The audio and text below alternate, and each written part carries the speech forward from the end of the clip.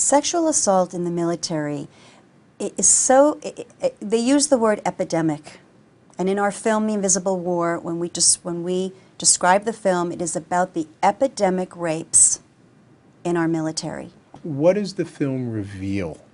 It reveals, number one, that people don't feel safe and they don't feel believed or honored when they go and they report. Number two, it reveals that when they do come forward, the brave ones that do, they are vilified, they are made to be the culprits, they are charged with adultery in many cases, they are dishonorably discharged, they've lost their benefits. I mean, the list goes on. And I wake up and that he's on top of me. He's already penetrated me. I was drugged. I remember the sounds, the smell. He put his locked and loaded .45 at the base of my skull, engaged the bolt so that I knew there was a round chamber. This could be your sister, your daughter, a cousin, a neighbor. These are women who went into the armed forces to be educated, to learn, and to serve our country. And they are extremely proud, capable people. He slammed my head against the concrete wall and very forcefully had sex with me. Within the 2-week period, he raped me 5 times. When we got tested, I had trick and gonorrhea, and I was pregnant. Some of them, it was their commanding officer. In other cases, they were fellow officers and they were gang raped. It was more than one. Some cases, they're brutal. And in every single case, these people were encouraged by their fellow officers and by their superiors not to push it further, not to report it, to just buck it up. Do you think that this problem has been allowed to perpetuate precisely because in this culture we don't criticize the military? Yes, because of that. That's a big part of it.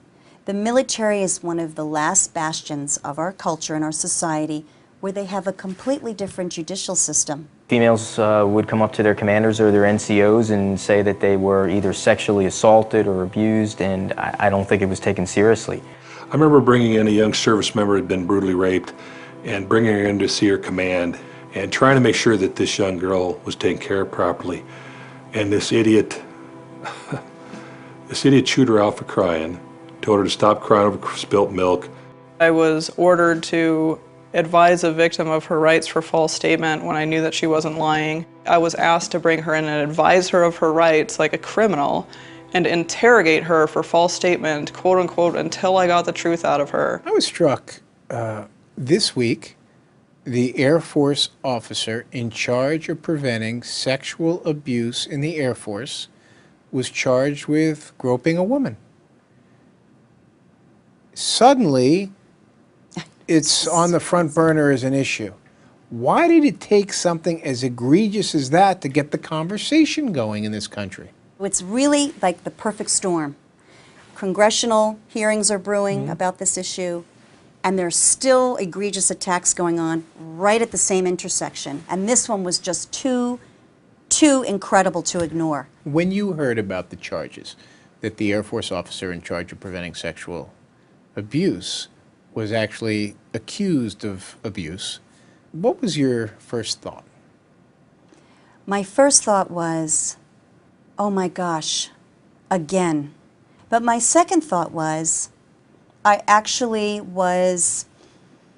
just was grateful that it was for all the world to see, so to speak, all the country to see, including our president. For those who are in uniform, who've experienced sexual assault, I want them to hear directly from their commander-in-chief that I've got their backs, I will support them, and we're not going to tolerate this stuff, and there will be accountability.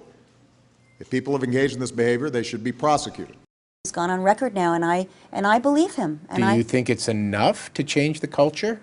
Just going on record and saying, we're done with this? No, we need a few steps to happen before the culture will change.